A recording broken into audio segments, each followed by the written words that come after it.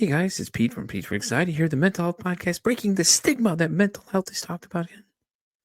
Welcome in today's episode. Before we get started today, we need to cover a few things really quick. Let's talk about the Pete for Anxiety Patreon first off. It's only $1, guys. $1. What does $1 get you? $1 gets you into the exclusive episodes I am recording currently. I'm actually focusing on certain different diagnoses of things to show you guys what it actually looks like as it manifests in a person. So why not for $1, judges? Yeah, they said $1. I just checked with them too. See, they said it was okay. It was $1 anyways. Let's also talk about the Oracle Talk Radio Networks app. In case you can't be here live listening to me, watching this video, supporting the show, you can listen to it on the radio app. Why not? It connects us live to our 365 radio. Just go to your app stores and download the Oracle Talk Radio Network. You'll see the big old Oracle Talk Radio Network app logo right on there. Download it, and it'll connect you to me, 10 a.m. Central Standard Time, 3 p.m. Central Standard Time, to Pete for Anxiety when I'm live doing my thing right here, informing the world and raising mental health awareness. So where are you going to be? 10 a.m. Of course. Come on. We just talked about this. Pay attention for once. Damn. Do y'all know how to listen? And as always, guys, like, follow, and share the YouTube channel. If you guys like what you're seeing, leave some comments, man. We want to know. I want to know if you like what we're on. You want to be on the show? Let me know. Hit me up at PeteVersusAnxietyPod@gmail.com. And as always, guys, enjoy the show. And by the way, did I mention to like, share, and subscribe to the YouTube channel as well? Yeah, okay. I just want to make sure because some of y'all are hard of hearing in the back, may have to yell loud or get a megaphone or something. But, anyways, let's get today's show started. Y'all have a great one. Enjoy. Guys, welcome into another exciting episode of Pete versus Anxiety, the mental health podcast, breaking the stigma that mental health is talked about enough. My guest today is the founder of Vita Spring, Mr. Jim Schreiber. Jim, how you doing today, buddy? I'm doing great. Thank you so much for having me on your show. I appreciate you coming, buddy. I really do. Jim actually is coming today because he wants to share his own personal journey as well. So, Jim, why don't you give everybody a little bit of background about yourself? Yeah. So in terms of like where I was super excited to learn about your show and hop on it. So I've been living in New York City for about 15 years, and that in and of itself is sort of anxiety inducing. I've been working in consumer goods for about that entire time. And the my journey with anxiety started around 2020 because of COVID. So I found myself in that first wave of COVID that hit New York City. I found myself in the ICU with COVID in isolation for about 10 days. And it sucked. I mean, there's not really any other way to put that, but ended Yeah. up spending 10 days on steroids, getting my lungs all back together. Ended up with COVID and bacterial pneumonia. It's kind of a long story. Jesus. Really, really dumb. All kind of hit at the same time. Um, and back in those kind of like early days of COVID, if you guys remember, it was like, don't go to the hospital if you're relatively healthy until like you think it's going to be really bad. The thing is, it's hard to tell like when is that really bad. I probably waited a little bit too long because like the hospitals were overflowing and I felt like I could bounce back. So ended up kind of crashing in the ER on like a ton of steroids, like all these kind of treatments for pneumonia, and it was in isolation for 10 days. So that sucked. Got out luckily, made it, and it was starting to start my recovery in my apartment in New York, and that was a lot of like lung exercises, breathing exercises. I had this apparatus I had to breathe into, and while I was doing all that, luckily I was off work for that because like I could barely function. I started to get calls from my insurance, which is Aetna, not United Healthcare, which probably says a lot. And it was this a mental health nurse that kept calling me to say like, "Hey, we'd love for you to just have a quick evaluation. We have this program." And at the time, I was trying to get my lungs fixed up. Like mental health was so far like in on the back burner. I was like, I just need to be able to breathe. I was doing like one loop around my apartment, which was tiny, just to like start to like build up my like aerobic function again. Yeah. And eventually they called me again. They said, "Hey, just hop on this call." And turns out that being in isolation in a hospital can like massively induce anxiety. So I had no idea I actually that being in isolation caused anxiety. It was kind of happening, like looking back, yeah, my heart was racing, I had problems sleeping. I thought that was just part of the treatment of getting better. But through that call, they basically said, listen, what you experienced is almost universally going to cause anxiety. We want to hop in and get you treatment before you become like an inpatient kind of person. So ended up getting diagnosed with kind of medium to severe anxiety. And it was all over video and over the phone. With two different kind of a behavioral therapist and a counselor, and worked through it. Went through their program for probably about 3 months of kind of intense therapy 2 times a week. Diving into everything that kind of like was causing the anxiety. One of my favorite things that they did was they had me do an anxiety journal so that I would Mhm. even start to recognize it. I think that was one of the biggest things was like, I wasn't necessarily in denial of having anxiety. I just was like, I didn't even make the connection until they started Yeah. to help me make those connections of like, oh, your heart is racing. Oh, you're not sleeping well. Oh, I started to think, have a dream about being in the hospital again. And then, would record all that. And it was that kind of helped me a ton just to like recognize that it was even happening. Yeah. Yeah, I get Um, that completely. It's crazy. yeah. Yeah, and so since then, it's just sort of been a roller coaster. I think maybe I had anxiety before, but it was more like low level. Just especially being in New York, I Yeah. think everybody has a little bit of anxiety between the subway traffic and like just people everywhere. And that experience during COVID just like blew it out of the water. It was like, here you go, like you need help. Like you're not gonna be able to go back to work until you get treatment for just not just your lungs, but also all the anxiety stuff. Yeah, oh, I believe it. With COVID going on and everything else, especially in New York, where it was so crazy with they were pulling ice trucks up just to store all the bodies they were taking out of the hospitals and stuff. It was crazy because nobody knew anything at that time, especially when COVID first came out. Nobody had any clue about what was happening, and all the people, being in the hospital and being, hospitalized. And it was just crazy to see, though. Like, I know where we are at here, it wasn't as bad, Yeah. but for you guys, it was just like, whoa, like, that's really what opened everybody's eyes to the whole situation of this is something real going on here. We all need to do something. And I could see how that would cause anxiety because you don't know what's going to happen next, man. That you're in there, all these wires hooked up to you, you're isolated from everybody, you have no idea what's going on. All these people come in these weird, like ET like suits, scientist suits coming in there trying to protect themselves from you, and you not realizing, what's the next thing that's going to happen. I mean, I don't blame you. I would have gone crazy, honestly. I don't know. And that's the Ebola suit kind of thing. That's what I call it. Mm, yeah, That that's was what I think probably of. the scariest thing of like nobody could come in to see me unless they were like fully decked out Yeah, in the Ebola suit because they had no idea how serious it was. yeah, So like if I was about in my mind, what was probably also triggering the anxiety was like if something really bad happened to me and I was about to crash out and nobody had the full suit decked up. I mean, at that point they had gotten pretty fast at putting it up, but like I was like, what's going to happen? Like they can't or won't come in. And even to this exactly. day, I have a kind of a hard time watching movies like The Andromeda Strain or any kind of movie that has those suits on it because it's like the scary person would come in, like inject me with something and then leave, and I couldn't really hear them. I could barely hear it, and so it was like the complete. I'm making it sound like a complete horror movie. I guess it kind of was. It was like, think about it. Yeah, Like, you're in this room, these people in these suits are coming in, and the only way they can come in is to see you in those suits. It's like you don't know what's going on. There's so many things going on around you. You're probably definitely sick at that point.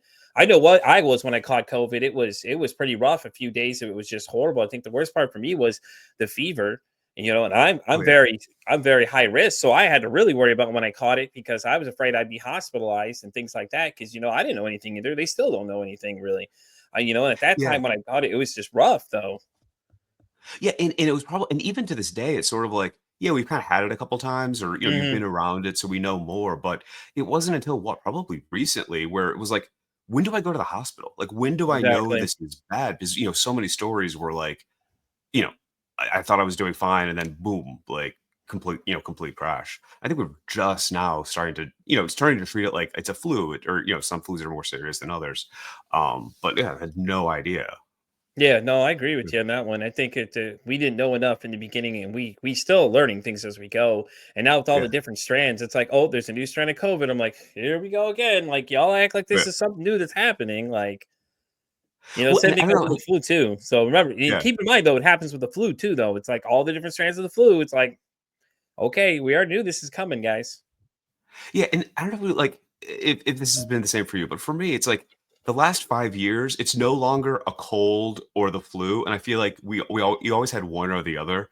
Now it's, "Oh, I've got RSV and or whooping cough, norovirus, and Hmm. all of this." We're like, I'm pretty sure all of that stuff was always out there. We just only had 2 words for it, and now it's like, "Oh, I've got this version of the flu," or that, that kind of thing, which I don't know about you, but, like, that itself almost causes anxiety where, like, Mhm. I start to get sick. I'm like, "Okay, what do I have? Like, how many tests do I have to take? Should I go Exactly. get like, like, do I go to the CVS, get a COVID test? And is this even accurate anymore because there's 45,000 different strains?" Like, uh, Yeah. you know, I'm Well, finding myself, I'm like, "Oh, I'm pretty sure I have COVID, but it test doesn't show a positive. Like, do I get Pax?" Like, come on. Like, I need to go back to that. It's just simplifying things. There's too many things my brain thinks about. you know what I'm saying? Like, it's like going to WebMD and trying to diagnose yourself. It's like, please stop doing that. Oh, Because yeah. then you start looking, oh, well, okay, well, according to WebMD, I've got cancer and 20 other different things. It's like, no, it Yeah, yeah. doesn't work like that, guys, unfortunately.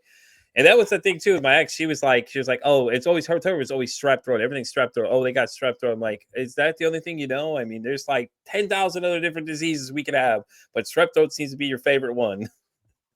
Yeah, one thing, if you so now that AI is around, don't Hmm. do this. Don't go to one of those, like, plug in all your symptoms and, like, have No. AI tell you because some like, I forgot what came out last time. 'Cause I had, like, a headache, and honestly, I probably ate something bad, and I had everything from brain cancer to, like, what do you call it? Crohn's disease, everything all at once.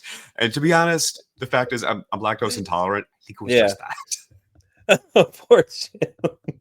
I can only imagine the thoughts are going through your head. You're like, oh God, I have brain disease. Oh no. And just running through the list of things. Yeah, And yeah. your body just starts kicking up. It's like, oh, here we go. Then it's going 1,000 Yeah. miles an hour. Yeah, I believe it. Trust me.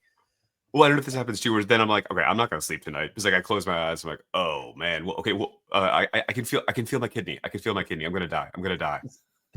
Yes. Yes, 100%. Yes, I agree with you on that one. Yes, that's how I am sometimes. When I got something on my mind, though, it can be anything. I'm just like, I try to go to sleep. Nope. It's like I'm sitting there, my eyes are closed, brain is still going 1,000 miles an hour. It's like, Yeah. nope, well, I'm not going to bed now. I might as well get up and start searching Google, which is a bad Oh, yeah. idea. So, Making I make a sandwich, yeah, do all that. right. Yeah. I just like, and I don't know if I have the same effect about the movies where you get those like the outbreak suits and things like that. It really doesn't affect me too much. But the one I always comes to mind for me is always ET, man. It was like when they went to that, they had the ET itself inside the little area, and the guys had all the suits on and everything like that. And it's crazy because it was like you see all that, and then it's like people don't realize the seriousness of it, and then they start seeing those things, and then they're like, "Oh crap, here we go! Things have just gotten out of hand." And then it was horrible because I'm here in Texas, and these guys were just like, "Well, I don't want to wear a mask. I don't want to do this. I don't want to do that." I'm Yeah. like, "Okay, like, well, when you get sick, then what are you going to say then?" I'm sorry, I don't know what to tell you. And then I was like paranoid already because I'm like, I'm high risk. I'm diabetic. I have high blood pressure. All these things they're saying are all high risk. So already my anxiety's at the roof. So I'm paranoid. Like these people start coughing. I'm looking this way, looking that way. Like, oh no, a cough, and I start freaking out because I'm like, oh no, what is this going to be? Because they were closing up dining rooms, and they were like, oh, you can only have so many people in certain places at a time and things like that. And it was just like, and it was constantly just weighing on me, and I'm just freaking out because I'm like, well, I'm high risk, so when is this going to happen to me? Then when I caught it, I couldn't even tell you. It was the worst experience ever because when the doctor came in, he was like, well, I know you have something, but I can't tell you what it is. And I'm like, that's not great. Yeah, He's yeah. like, well, it could be COVID. Wait a few days and then do a test. And I'm like, okay. And I'm like, great. Now I'm really freaking out because now I don't know anything for 2 days. I'm having a panic attack over there, freaking out, going, what is going on right now? And then when I did the test, the instant the test went over, turned pink instantly. I was like, great, here we go. And it was horrible for me. For me, it was just Yeah. like the body aches were absolutely ridiculous. Like it felt like people were jamming glass shards into my arms. And like I didn't move for like 3 days straight out of bed. I literally stayed there most of the time. Yeah, mine has been it's like sore throat and then lung stuff. So I don't know if it's whatever strain it is, but Hmm. I know I just deep down I know it's COVID. Like there was one time when it never tested positive, but it wasn't that bad. But it's like this like lung burning feeling that I've never Hmm. had before. And maybe it's because of like I had pneumonia from it, in 5 years ago now. But it's like this intense sore throat that I don't even know how to describe it, where I can still talk, but it's just like Yeah. everything is on fire.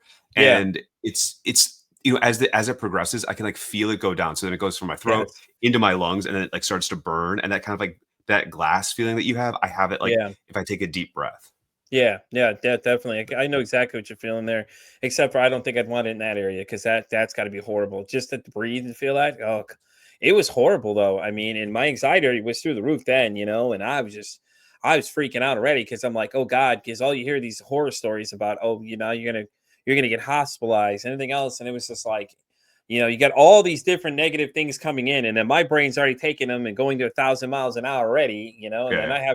I have depression. So now I got the depression coming in, like, oh well, no, you're all right, man. This is it. You're 1 foot in the grave now, then it's coming in, just feeding those. I'm Yeah, like, yeah. it was a whirlwind of thoughts going through my head. And that's, you mentioned depression, and that's one thing that I've noticed with COVID for me. Like, I've Hmm. never been diagnosed with depression, but that's sort of like day 4 or 5, I get into this like deep funk. And maybe it's the Hmm. body aches, maybe it's the fatigue, but it's like there's a mental aspect of it Oh too yeah, that I'm sure if I Google enough, like somebody's written about it. But like yeah, I know it's another way that I know it's COVID. It's like if I have that burning lung thing, and then 2 days later, I just like feel like a pile of shit. Like I just am like, yeah, oh, I hate myself. I hate everything about oh my stupid lungs. I'm gonna all of that. Like there's like it, and I don't know if it's just my brain chemistry, but that depression just hits. And then yeah. 3 days later, I'm like, I wake up, the sun's shining. I'm like, oh, I'm back. But like it's there. Like there's definitely a change. Yeah, and one feeds into the other is what I was told is that my anxiety feeds into my depression. So you have like that infinite loop going on just continuously. So there's Yeah. some days where I'm just like, I just don't feel like I want to do anything. Like I don't want to do nothing. I don't really like, I don't have enough, energy to want to do anything. Like I just feel real down. I don't like to talk to people. And like I'll withdraw from a lot of things and people will be like, oh, what's wrong? And I don't tell people what's wrong because I don't understand people have the best intentions, but sometimes I feel like people are a little too much. They're like, "Oh, well, I'm so sorry. I don't need all that, honestly. I already feel Yeah. terrible. I don't need you to help me feel terrible." And it's like, it's hard for some people that don't have depression to understand that. And they're just like, "Oh, well, I don't understand what you're feeling." You don't. You really don't. I appreciate people trying to understand what I'm feeling, but some days I don't even talk to people. Like I'll disappear off social media completely, and people are like, "Oh, what happened to you? Where did you go? Where did you disappear?" I was busy. That's my excuse now. I'm busy. I'm just too busy right Yeah. now. Yeah. And because I have the podcast and everything else I do, and I'm just like, I was doing podcast stuff. That way they don't ask 20 questions. I'm like, yeah, podcast stuff's my number one answer. So sometimes I'm not telling you the honest truth because I just don't really want the attention, and it just makes it worse and it exflates it further. And I'm just like, yeah, I don't want all that.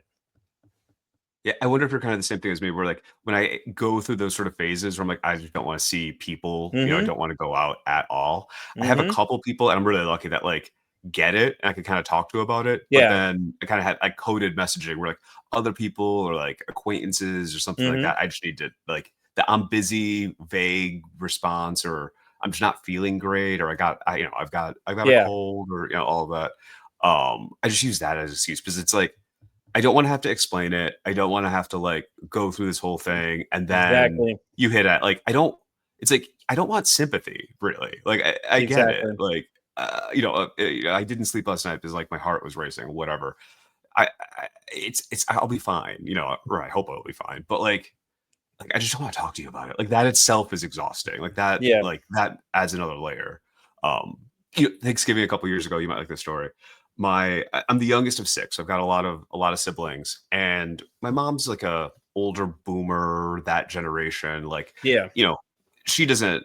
I've diagnosed her with anxiety like a billion times. My dad with depression. Like, but just our siblings and I have done that.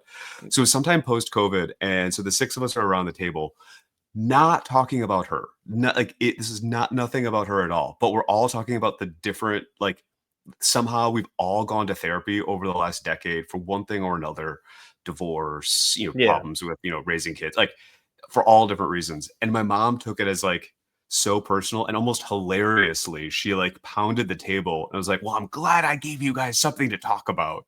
And we're like, it's not about you. That's awesome.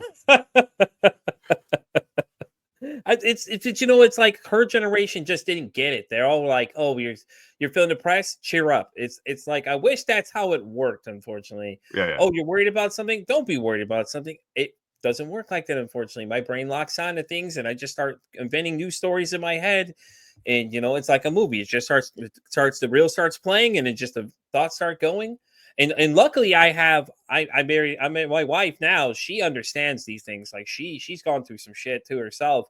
Yeah. And so she understands a lot of the things I deal with and a lot of these other habits I have and things like that. So she knows like someday she can read it without even saying a word to each other. We can read each other's energy and know that something's wrong, and things like that. And it's great when you have somebody that knows what's going on. And I feel sorry for the people that don't have that person because that other person on the other side doesn't understand what's going on. And it's hard for them to understand. But I mean, a lot of people I think just need to be more open to understanding what it is they're dealing with because there's so many other things out there that people deal with that just like, let me tell you, anxiety and depression are some of them. But man, once you get into like some of these other ones like BPD and things like that, they get Oh yeah. really extremely crazy if there's just different things that are going on and things like that too. Oh yeah, yeah. And it's amazing to have somebody that I don't know, like know like might help like know your coping mechanisms and know when Hmm. to like, there's that comfort versus like solutions kind of thing where you're like Yeah. they're aware of, okay, I'm gonna play a Mario game that I played a million times. Let me play it for an hour kind of thing, and then make a comment about Yeah. like, hey, maybe stop eating the chips because it's usually a little bit of both. It's Yeah. Mario Odyssey plus a bag of Sun Chips. What kind of some chips? That's the real question. Okay, it's been Harvest Cheddar, but I've recently discovered the, garden salsa. There you go, Jim. There's the winner. Garden salsa. Yes, sir. So let me Is it? understand. Yeah. Let me ask you a question though. Your partner, is he very understanding of what goes on? Yeah, so he has, like, anxiety, like, more generalized anxiety, Oh, so okay. he gets it, Oh, okay. whereas mine is more, like, situational or, like, there's, like, I have a lot of triggers that could, like, trigger it, and then it's like, I have Yeah. anxiety for 2 or 3 days. Yeah. Is he good at identifying though when he sees you getting triggered by things, or does he know kind of some of them, or have you been teaching him along the way? Hey, these things start to trigger me a little bit. Oh, yeah, yeah, so he gets it, as part of the thing with that anxiety journal that was really helpful, I was, like, telling him too as it was happening, where I was like, Yeah. "Oh, this is a trigger." Like, one of the things and I told him this story that, like, about having, like I call them panic attacks, but I don't think they're, Yeah. like, real panic attacks. I have Yeah. these kind of episodes where if something really reminds me of being in isolation in a hospital, it's like my mentally I black out and I get transported back into isolation, and my mind just like moves there. So Yeah. like pretty soon after COVID, I went on my first work trip, and it was to California, visiting a warehouse kind of in the middle of nowhere. And it was back when like Holiday Inn Expresses or like all of them, they did all the disinfectant theater. And Yeah. so you'd get to the hotel room, and some of them still do it, where like there'd be like seals on the door that said like cleaned with Lysol, and like you went in, like almost everything had been removed from the room, everything was wrapped in plastic, which is exactly like being in isolation in a hospital. So the Yeah. first time it happened, like I like broke the seals in the door, went in, and like the act of going into the door, it's crazy. Where like I mentally was back in isolation in the hospital, even though I was in the room, and like cognitively, I knew I wasn't there. Like cognitively, I knew like my brain was playing a trick on me. Yeah. But for probably like, I don't know, at least 10 minutes, maybe it was a half an hour. Like even now, it like in my memory going back, I remember myself as being in the hospital, even though I know I physically wasn't there. It was like that's like what my brain triggered and remembered. So he's aware of stuff like that, with which is really helpful to be like, and sometimes he even notices where he's like, oh, this might be a trigger, like walking past a certain hospital or certain noises and things like that. And being aware of it, it's probably like helped more than anything. Like, and those kind of like anxiety panic attacks, they've like lessened over the years, but it Hmm. happens. It happened a couple weeks ago. Like I was just feeling sick, and like I had to have my blood oxygen monitor on me just to like Yeah. not freak out about it. Yeah. But it happened again. But because I was like aware of it, I'm like, I know this is just like my brain playing tricks on me, that I'm not freaking out. Like my heart rate isn't getting elevated. I just like try to calm down, meditate a little bit, and like jump back into a kind of, get back into, where I was kind of thing. And like my brain, like whatever chemical thing, it's like triggers and calms down from it. Yeah, I know my wife when she'll tell me stuff too like that. She'll say, "Hey, don't do certain things. It triggers me and things like that." And that's a great thing when you have somebody that understands it and somebody can explain it to you too. They just start like kind of teaching you as you go because she Yeah. deals Yeah. with PTSD and things like that. And she had an incident where she just went completely blank. Like she got upset. I don't even remember what even happened, But she got upset, and I literally was fighting her off because she was trying to fight me. Like, it was not the same person there when she went into this complete episode, Oh, and she just like like fight or it. flight. Yeah. Yeah, basically fight or flight kicked in was really what happened. It's just she just all of a sudden came through the door. I got punched in the face. It was crazy. Just and I told people the whole story of what happened, but it gets pretty intense though. Like we were wrestling. I'm trying to calm her down because she's just going Yeah. completely berserk on autopilot. And it's just like it was the craziest thing I've ever experienced in my life. Like I've never had to deal with the situation. I've heard about the situation. I've seen things about the situation, but once you're in it, it's like get ready for a whirlwind because I felt so bad afterwards because in the conflict I accidentally punched her because she Yeah. swung back and I swung, I just kind of like all of a sudden I kicked into fight or flight. And I told somebody about what happened, and then luckily nobody judged me on it. They knew what happened. I just like I had to tell someone. I was like, I got to tell you, I just had to fight my wife like a man. It was just like it was the craziest thing because she just went into that berserk mode. Like that Yeah. loved one isn't there anymore, And I was trying to explain. At least people understood what I was talking about when I told them about it because I'm like I had to tell somebody because I felt so terrible about it. Because it's like I just hit her. I'm like, it was a reaction. It happened. Everything just happens. And luckily, she doesn't even remember any of the incident either, which is the craziest part. She just doesn't remember any of it. She's like, yeah, I went complete blank. I don't remember anything. And it's kind of like, like you were having that situation where something was just like, that triggered you to go into that moment. And it's like you start like having flashbacks and it's got to be intense. Like I haven't had Yeah. them myself, but it's crazy.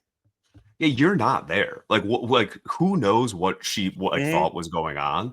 And it's like, Hmm. no matter what somebody says to you or what happens, it's like your brain transports you somewhere else. Hmm. So like, I feel terrible that happened to you, but like I kind of understand it where it's like, Yeah. luckily I've been usually alone, which itself is kind of terrifying when stuff like that has Yeah. Of happened. course. But I'll say like crazy, bizarre stuff like about how like, oh, I don't want an injection, or what are you injecting me with? And I'm just like sitting on the couch, kind Yeah. of thing, Yeah, that's crazy and though, snap because you're out of just it. sitting there all of a sudden, it's just like you just transported back in that moment. And it was, it's kind of like the time I got robbed at gunpoint. I was working at a gas station in South Houston, Yeah, and I remember it like I remember like it was yesterday. The whole incident, three guys came in. I had guns at the head and chest, and it's like I wasn't worried about these two guys. It was the third dude who was over here just freaking out a little bit, was making me nervous because of that. And then after it was like it just hit me like a shockwave. And like after that, I had nightmares for months afterwards. I just relived the whole thing like in my head. And when it happened, it was like so slow motion. It was like it's almost like you're in a theater production as it's going on, and it's yeah, just yeah, like and it's like you're not registering what's going on. And it was intense, man. And then everybody likes to do that thing where they're like, oh, well, I would have done this differently. Well, listen, when you're in that situation, you tell me how that works out for you. You just keep giving me suggestions. Oh, you should have done this and that. yeah. No, I gave them what they wanted, got them out of Yeah, there, yeah. And and that's what you're it's just supposed to do, intense. right? Yeah, Yeah, like exactly. yeah, and like it's the same thing. I'm like I'm not trained in that. Like Hmm. I'm not, like I would never like whatever you want. Like just the most important thing is getting out of there alive. Yeah, exactly. You can have whatever you want, man. You can take it all. I don't care. Gone. Yeah, And then yeah, afterwards, it was like I had to watch the video several times, and the cops came to talk to me about it. And like I just kept it kept like was it was printed in my brain. Like I kept seeing it. I closed my eyes and seeing it. And when I came back finally, I was still paranoid because I started having those flashbacks like you were kind of having when you opened the yeah, door. Like I was in the same spot it was before, and I just started visually seeing like I'm watching that other door where the guys had come through the back door of the store, and things like that. I was just looking at that door every so often, just freaking out, paranoid. And I was looking to my left out the window because the window right there, you can see the little parking lot a little bit. And it was having those flashback moments, and nobody knew that was going on. I didn't tell anybody about it because I didn't know how they were going to react because they think I'm crazy at that point. I'm telling them like I'm hallucinating. This whole thing is hallucinations. I'm seeing all these things, but they're not really happening.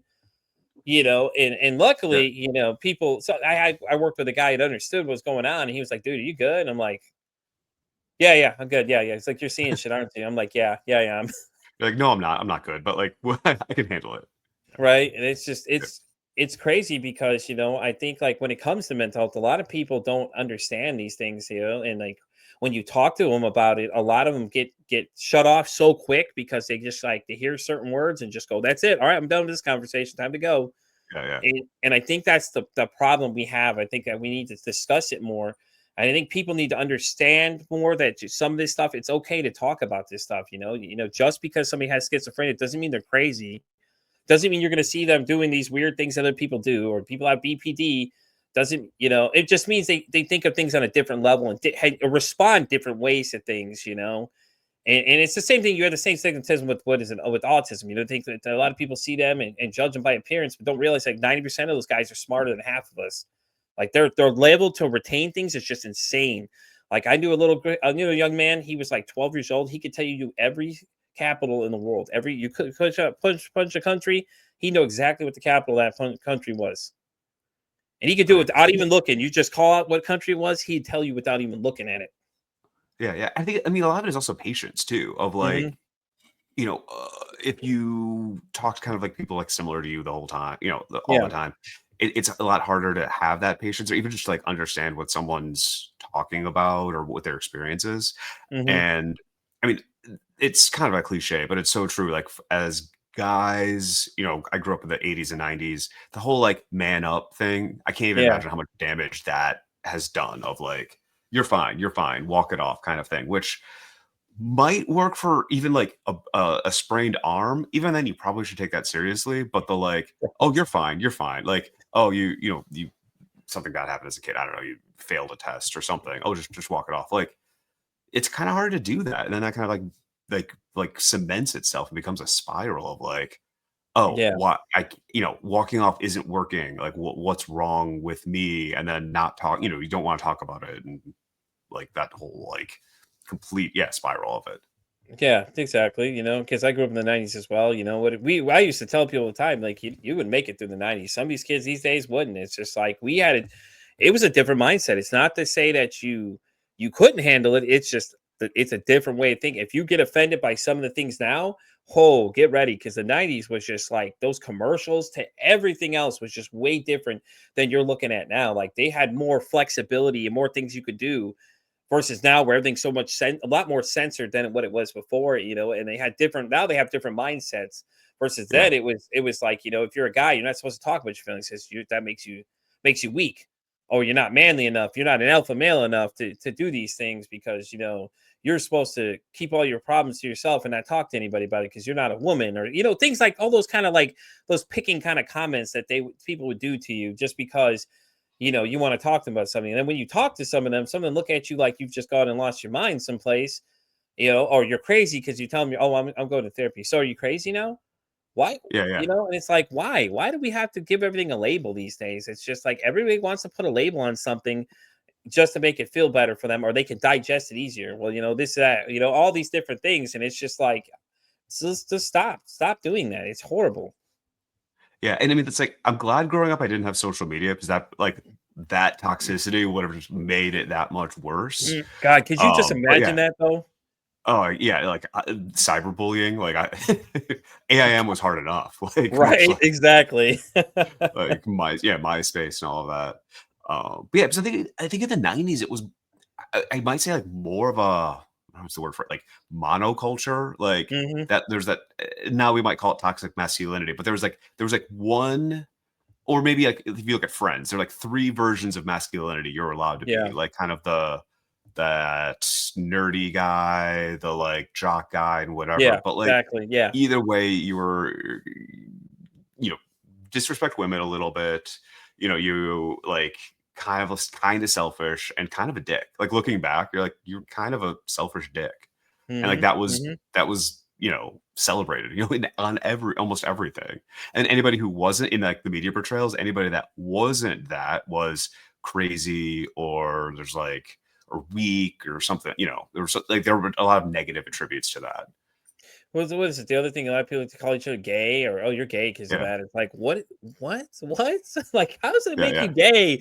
Like, I didn't understand that. Like at the time, I was young, so I didn't understand a lot of this stuff. And now the things I've yeah, experienced now, my brother, he's transgender, so I experienced a lot of things with him. A lot of stuff he went through and things like that, and I just watched him, man. And we live here. He was in Texas at one point, and in Texas at the time was not really too receptive of people that were transgender and things like that. And it's just crazy to watch the mental attack this poor guy went through all the time. And it was just like, wow. But we used to just joke around, say, "Oh, that's so gay. Oh, you're so gay for that, this and oh yeah, that." And it's like, yeah, not realizing what we're saying makes absolutely no sense in the negativity that we're using for it. And it's like everything's gay, this is gay, that's it's like what? What if we look back at it now, it's like we laugh at it, go, what the hell were we talking about? It's just my husband and I do that to each other. Just like it kind of makes it awkward for other people, but like especially Yeah. if we do it in public, we're like, oh, that's so gay. But like maybe it's okay for we do it, but we're probably like Oh, it doesn't perpetuating offend some me. Like sort I of said, that, stereotype. it doesn't bother me though. Like I said, Yeah, being around my brother and all the thing he's gone through, and all the stuff that he's an open book. Like I can ask him any questions about things. When yeah, I was curious when he was transitioning, I was asking a lot of questions, and he was more than willing to answer a lot of the questions for me.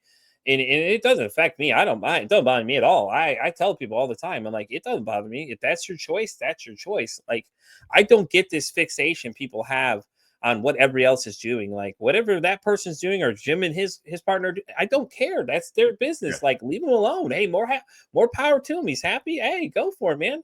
I'll cheer him yeah, on yeah. in all sense too. You know what I mean? I'm a big supporter of the community and stuff like that, because it's like I don't get this need to just attack people because you don't like what they're doing is not agreeing with you. And that's the same thing with religion, kind of a little bit, was a little scared me a little bit of that, was just like, they'd always like, oh, you're going to hell. Cause I'm like, no, it's not how that works, unfortunately.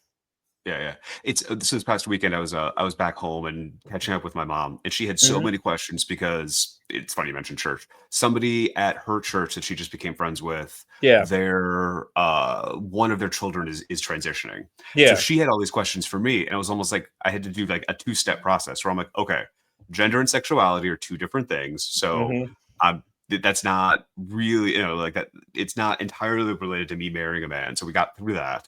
And Yeah. then explaining to her, like, because it was the word non-binary, like that, she Yeah. just didn't get it. And eventually, I got to the point where I was, trying to explain how, like, there's a whole spectrum of gender potentially. Like, Yeah. masculine in this way, you can be feminine in this way, Yeah. and there's like as you get closer to the middle, like people get like uncomfortable and make a lot of stereotypes. And I think the thing that helped her was I was saying how, like, okay, my sister was there, and I probably shouldn't have pointed at her. And she's like, she has biologically brown hair, but she wants blonde hair, and that's okay. Oh my god. And like I mean, it that works if it worked. works. If it Yeah, works, then it works. I mean, I get it. It's hard for some of the older generation to understand a lot of things people are doing. My mom wasn't really receptive to that first either, yeah, man. In fact, my brother had to write a letter to her explaining to her like how much this meant to him, and how she just didn't support his decision. It was very upsetting to him. And I'm just like, I don't get why you have to do that. He's your son either way. Son, daughter, don't matter what it is, they're still your kid. You still love them the same way. And it's the same thing my own daughter told me. She's like, well, Dad, I think I like girls. Okay, so do you want me to tell me I don't love you? I mean, I'm not going to love you any differently. yeah, That's your choice. That's your choice. More power to you. What can I help you with? Because I'll be your biggest supporter regardless of what you do. You want to be a girl, be a guy. I don't care. Like I'll be that. That's my son. Then it may take me a minute to switch over, which I did with my brother. It was trouble. I had trouble at first. And he'd laugh at me. I'm like, bro, stop laughing at me. It's not cool. That's fucked up. I don't like that. I'm yeah, trying here, man. And he knows I was trying. He knows, and I'd slip up and say she instead of he, and he just started fucking laughing at me. I'm like, dude, stop laughing at me. That's not cool. But like I said, I'm open to everything. It doesn't bother me. I love meeting new people, especially because I'm like always wondering how I approach them. Like, yeah, how do I ask them? Like, what do I ask them what their pronouns are, kind of thing? I always ask my wife that, and she laughs at me because I'm like, I'm just curious. They just seem like really cool people. I just want to know how I approach this conversation. So I'm okay, yeah, constantly asking people that, like, hey, bro, what do I say? Do I ask them their pronouns or things like that? Just so I don't offend somebody, because that is never my intention. I don't want to offend somebody like that, obviously. I want to respect their choice. And then when it comes to like non-binary, and then you start throwing all these other things, and I'm just like, whoa, man, there's a lot for me to learn here, man. It's just too much. yeah. Well, and English is pretty bad with pronouns. It's like, yes, we have he, she, but we don't have like Hmm. a non-gendered one. And I Hmm. notice now, like, especially some of my friends, to like mix up the whole like gendered thing. Yeah. uh so many like non-gendered objects, they'll be like, oh, like she's my TV is acting up, my TV's not turning on. It's like, oh, she's not working today, it's things like that, which, like, on one hand is really funny and good, but the other hand, like, I hear you, where it gets confusing, we're like, wait, are you talking about your wife or your television? Or like, like we really need a couple more words just to make this easier. Like the I'm not sure, and like Zed doesn't work, but like I don't want Oh or man, like when you talk about yeah, like babies and dogs too, or like I you can't refer to a dog as it, but I'm like I don't know, I can't tell what gender a dog is. yeah. You talk to somebody and somebody gets offended, you're like, oh, you didn't know it was a he. I'm like I don't know. How? Like How do you tell? when did That's you my thing. yeah, yeah, and it's like, when did you chop their balls off? When did you neuter it? Like, what is it? Like, I don't know. Exactly. Like, That's what I'm saying. It's like when did this all go down? I missed something here, yeah, and it's funny when they get so offended. They're like, "Oh, how dare you?" You know what I think of though when you said that. You ever see that TikTok video of the guy that's it's dressed like a girl? I'm not really sure how he identifies, but he's a woman and he gets mad at everybody because they don't identify him as a woman right away. And they like people make mistakes. Like you yeah, just met this person and you're putting them on making them feel outcasted because they accidentally misgendered you and they didn't do it on purpose, and it's like, I get what I understand where he's coming from, but at the same time, I think the way he's going about it is a real negative way to look at it. Is that he's upset because, oh well, now I'm gonna go get the manager because he didn't identify me right. It's like, but you just met this person, like you're not giving him a chance. He made a mistake and said he's sorry. It's not like he said it and then didn't say anything afterwards. He said, "Oh, I'm sorry." So now you're putting this guy through mental anguish. You're just sitting there, like completely tormenting the poor guy. yeah. And all he was doing is just trying to ask you something, and he accidentally said he or she to you, and then you get so offended. Oh no, I got to make this a big deal and things like that. And it's just like, yeah, we need to stop that. That's not needed. We Yeah. don't need to do all that. And none of this is really new because as you're telling that story, I was just thinking of like, remember the SNL skit, It's Pat? Mhm, I mhm. Oh don't know if I yeah, should be yeah, referencing it because I haven't seen yes, it in years. Like, I don't yes. know It's how that. that's Yep. aged, but like, it's still like, and that was like less. Somebody was trying to be like, making it so awkward for everybody around you. What itself was funny, and that's got to be what 30 years ago now. Yeah, because they made a That movie came out of out. it too. So Oh, I forgot about that. Yeah. yeah, yeah, they I'm made sure that it's varied movie. now 'cause yeah, I can only imagine Yeah. what's in that movie. Oh my god, yes. Listen, you gotta remember the '90s also gave us what is that other one? The one with Tom Green. Freddie Got Fingered or whatever. It's the Oh, yeah, dumbest yeah, movie yeah. ever made in my life. It's like you're watching this movie, like you want to stop watching, but you can't because you're like, okay, what's the next thing that's gonna happen here? And it's just the dumbest thing you've ever seen in your Yeah, life. yeah, But you don't stop watching it though. You just keep going because you're like, well, I'm curious now. Let's see what else is gonna happen at this point. yeah. You know what has, held up really well? Some of Arnold Schwarzenegger's stuff, like Hmm. Twins or, like, Kindergarten Cop, like, Hmm. surprisingly, like, that guy has aged really well. Like, he wasn't in memories, I thought, like, "Oh, that was, like maybe that would be, like, pushing the boundaries." I just watched Twins, like, last week with, Yeah. Danny DeVito, and, like, you'd think that should compared to all the stuff in the '90s that was so bad, like, that stuff, he was actually he was, like, he'd be problematic now. It aged really well, like, they actually Yeah. did it, like, and the way he acted was pretty delicate, but, this might have been early 2000s, but Euro Trip. I Hmm. watched that recently. That one, Yep. that Yep. That one was great. and I remember thinking back, I'm like, "Oh, this is so funny," and like, "Oh, like, what's offensive about this?" Or if you're offended by this, and then now I watch it, I was like, "Oh my gosh." Like, a lot of Yes. that was Yes. if I remember, that was a lot of misogyny more than anything, but, like, still. Yeah, it was an interesting movie. I'm surprised the one that really didn't get backlash was White Chicks. Two black guys being white. Like how they get mad at people for going Yeah, blackface, but these guys went the direct opposite way. But it was accepted though. People didn't make a big deal about it. They were just like, "Oh, okay, well this is funny. These comics are doing these things, But it's like if someone were to do the direct opposite, you'd sit there and get mad at them. I'm like, yeah, okay. Isn't it kind of the same thing we're looking at here? In yeah, some way.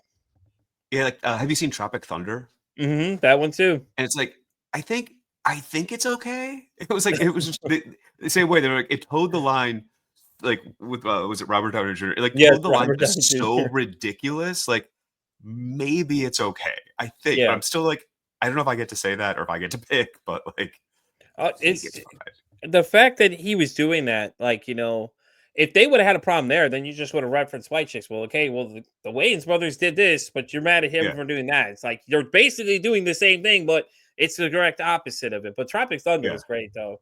That one cracked me the hell up, especially him, because I loved his character because he was always so serious about everything, and everybody Yeah, just yeah. stop and look at him, and then you got Ben Affleck just getting all excited, like he's It's completely that's what I mean, clueless. like, yeah. It's like if you're going to do that sort of like racial identity thing, like uh, that's kind of like I hope I could say it's like a masterclass in it of like Well, taking it seriously, but also being able to make fun of it. we also had, remember Joanna Man, the one where the guy dressed up as a woman to play in the women's league or whatever. Oh He's the yeah, basketball star. That's another one too that aged pretty well too, because you don't hear yeah. anybody complain about that one either. He was dressed up, or what is it? The other one with Rodney Dangerfield, the one damn, what is it called? Ladybugs. Remember Ladybugs with the Oh Rodney yeah, yeah, Dangerfield yeah, and yeah. yeah. So they've been doing that all the time now. Now, all of a sudden, it's like this generation's like, oh, everything's so offensive. But those movies aren't offensive to you though, and they're still there in cinema history. If you Yeah, I want to think keep going back further, it's there. yeah, it's like they had to be like absolute. Like Dangerfield is a clown, like an Yeah, absolute clown. Like he didn't take anything seriously. It's like you had to exactly. have that. Yeah. Oh, or Robin Williams, remember Robin Williams, Mrs. Doubtfire? He dressed up as the, Oh yeah, yeah, yeah. you know what I mean? So we've seen shades of things happening, and it's like now all of a sudden it's like whatever happened now is now everything's offensive to everybody. Well, this is offensive. That's offensive. It's like, what changed? I don't understand. We've been doing these things for now, all these history imprints of different things of people doing different things, all the way up to, all these other movies coming all the way up to now. And it's like now you have a problem with it all of a sudden, but it was never an issue back then. So Oh yeah, yeah. Well, in my talking with some of my nieces and nephews, like I think that generation, because like okay, so it's Gen Z, like the border of Gen Z, Gen mhm. Alpha. Like I have some hope. Like they seem to make fun of it, and but like in Mhm. a way that I've noticed, or like that I'm just starting to understand. Like as an elder millennial, I think Yeah. I'm not sure if I'm elder millennial or young Gen X, whatever, but I'm just starting to recognize it. Where like they'll say stuff and they have the vocabulary to be like, oh, bisexual, non-binary stuff, or bisexual, non-binary. I'm like, you're 16. You know enough to know these words. Wait, are you just messing with grandma? Is that what you're doing? That's what you're Maybe, doing. maybe they are. Maybe they're just messing. They're like, all right, let's see how much of a rise we can get out of her now. And just start saying Yeah. random things to her. Yeah, and I guess when you're 16, you don't know like what you like or anything. So you've got now these words, and you also like getting a rise out of adults, especially your grandparents. So it's like Right? they're saying all Exactly. this. I'm like, I think you're actually joking a little bit too. Like I get it. Okay, so you do have a sense of humor. Right. And it's like they just say things. I think they just say things to see if somebody reacts to them or not. And it's what you notice a Yeah, lot of times is they come up with all new words. And it's so funny to see because Ebonics has been around forever. But now these kids are coming up with their own words. And we're all just like, well, we're lost now. It's the same skibbity. thing.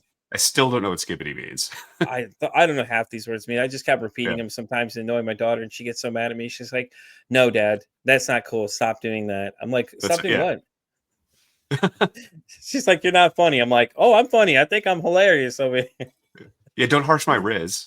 There you go. There was this one guy that does those skits like that. He's an older dude. He's like, he always has these like wilders. He's like, "Get off my case, bro. Come on, man." I'm like, what? And he had this one skit he was doing where he's wearing these T-shirts that are saying like offensive things and says like "I eat ass" or something like that. And he goes like, the scenario was they're going to a family party. She's like, "You're not gonna wear that, are you?" Well, come on, bro, get up off me. Stop. I You're think not being chill right now. yeah. I think I saw that, and I think okay, one of the funniest T-shirts I think I've ever seen. It might have been from that guy. It was like, "I lost my virginity at Shen Yun." That's probably him. Yeah. Oh yeah, Yeah, that guy's great though. But he's always like doing all those videos and stuff. He's like, "Come on, bro, yeah. what?" He's like, "Oh, they can't come over or something." I forgot what he said. This one, he's like, "Oh, he had to go as Pac-Man with the little kid.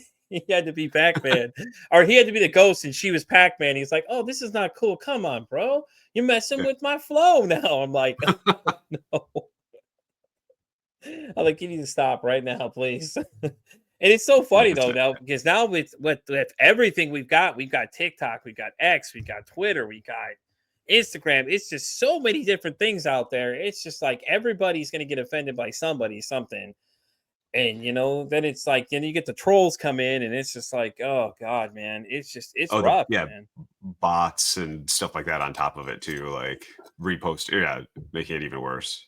It is, and like, could you just imagine what the internet access like that would be for us in the 90s? We'd be just savage to each other. Like, Oh yeah. everybody makes those references of a Call of Duty lobby. Like, oh God, there's things that get said in there that you just don't repeat ever again. It was that bad.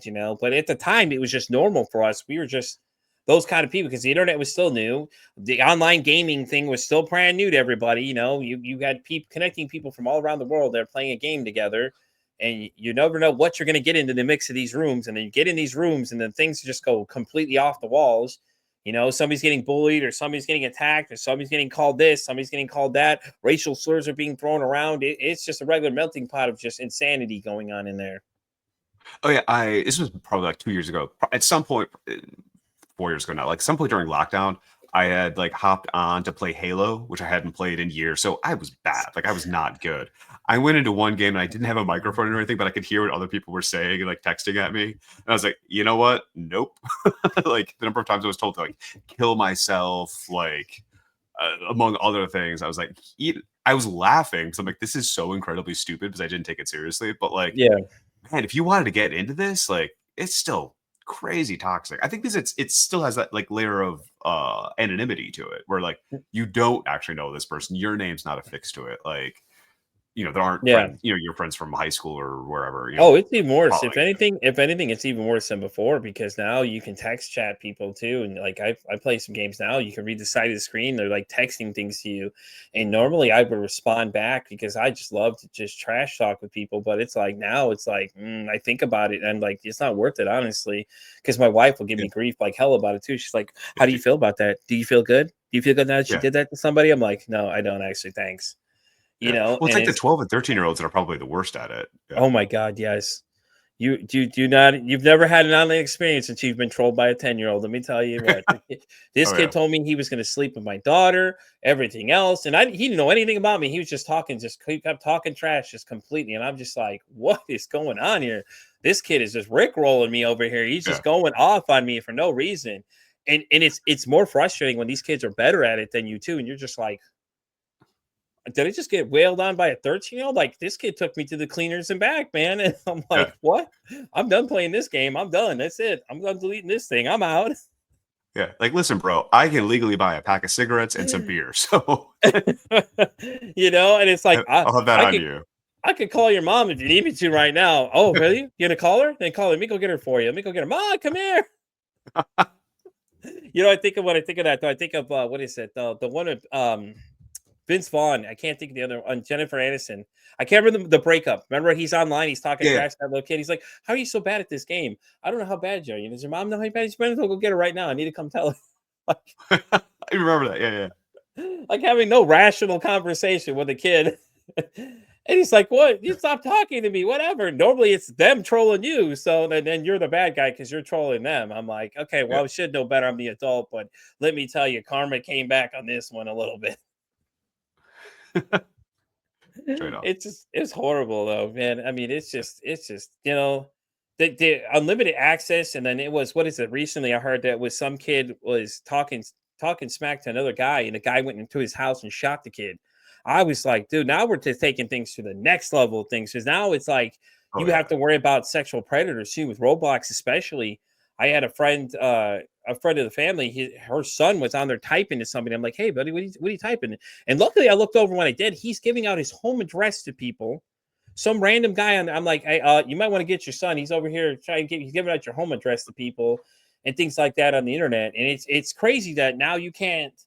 These things are invented for children, but then all these predators are sitting in there and waiting for them to come, and they don't know. They don't know anything. These kids don't know anything, and things like that. The crazy part is that like, I don't think we as parents enough watch enough what they're doing because a lot of this stuff they're saying and they're doing, it's going to all come back to haunt you later on because, like what if they're bullied a lot because and then it starts affecting their mental health too. They're like, well, these guys are just saying these hateful things to little kids and these are adults talking to little kids, mind you.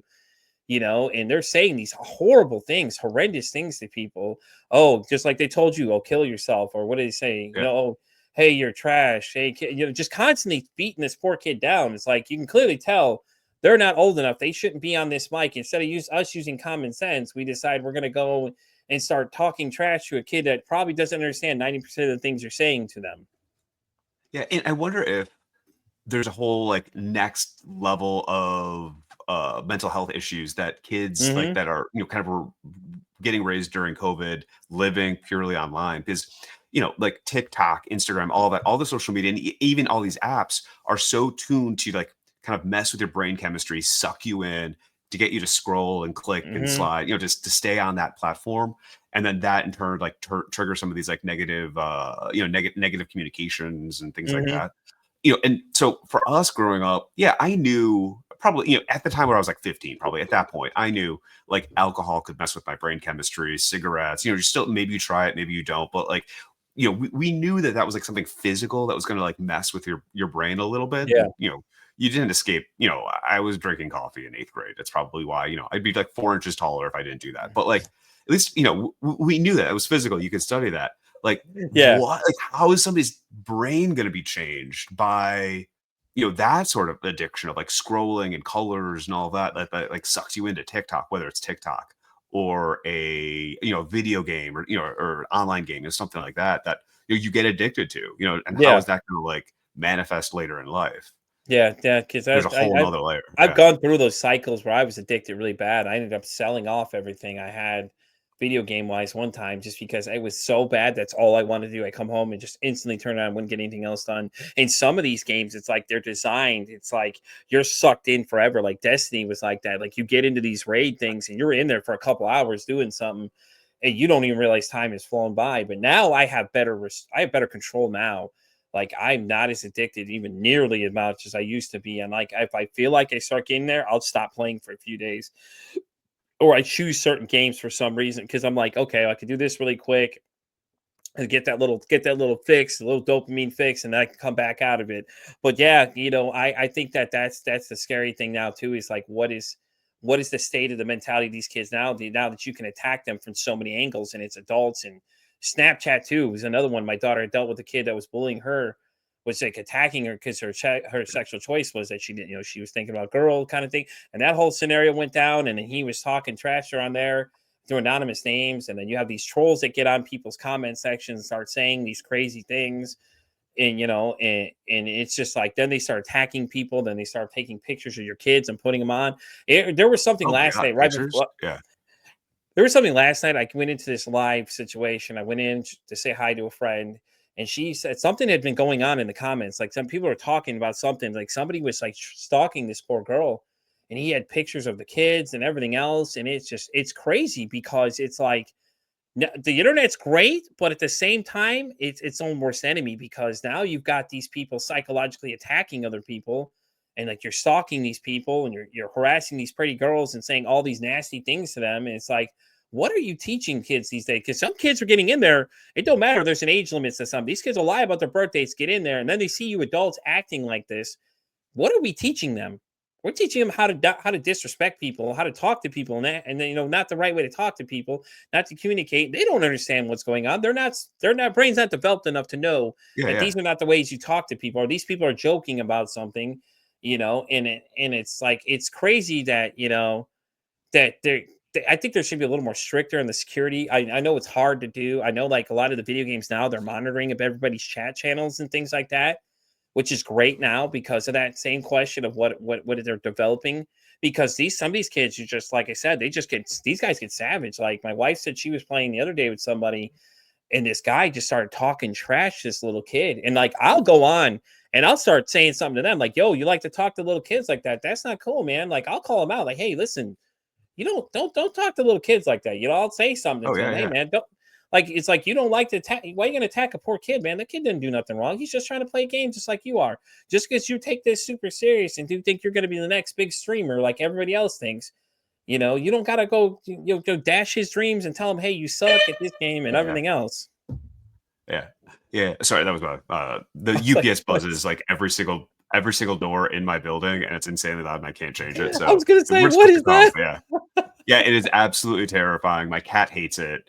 But yeah, because there's no virtual doorman, so it's a New York City thing. So they jam every single door or every single doorbell to get it. But yeah, it's like to what you were saying, like I'm aware now that your brain doesn't fully develop until your 20s. I don't know, it's like Yeah. 21 or 25 or something like that. And at 18 or even 15, you think you're fully developed, but like, no way are you, like emotionally regulation and all of that Yeah. stuff. So like so many of these things, even if there was an age limit of like 13, even a lot of places are there, but like it's too young possibly. And I wonder if like how many like we spent a lot of time or over in terms of developing of like apps and things like that. There's like chat channels and ways to comment on everything. Like maybe we need less of that, like Yeah, exactly. fewer, like if you can't police it and you can't moderate it, like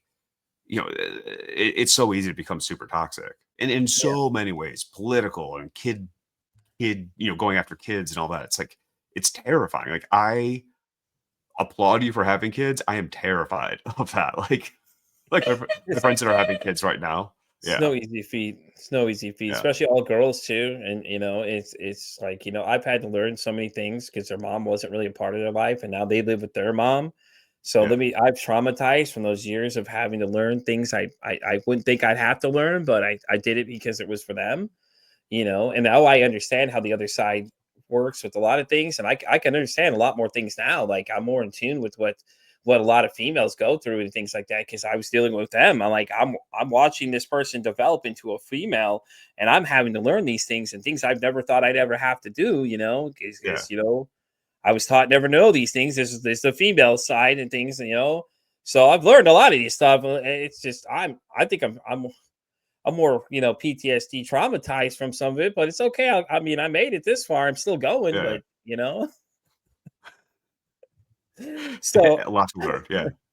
all right, Jim, let's go ahead and wrap it up today. Did you want to go ahead and plug any of your socials? Tell them where they can find you at. Give them a little Oh brief yeah. rundown of what Vita Spring is, so maybe they want to come Oh check yeah. out your Yeah. product. Yeah, that too. So Vital Spring is available at www.vital-spring.com or just Google search Vital Spring. I think I've done SEO, so we pop up first. But Vital Spring is, I call it the world's first mineral replenisher. It kind of developed along with my husband over like 2 years. It's a nutritional supplement with a lot of magnesium, calcium, no sugar, no artificial flavors. It's all based on just helping you get the minerals that you need to help muscles and nerves relax. Started to develop with my husband 2 years ago. It's based on a spring in Slovenia, a whole spring complex. I'm ethnically Slovenian on my mom's side. And the idea of it is we started making it and drinking it ourselves to help deal with anxiety, to help us sleep better at night. Since my husband's been on it and he's been taking it, he doesn't really need Klonopin anymore for panic attacks. So it's little things like that.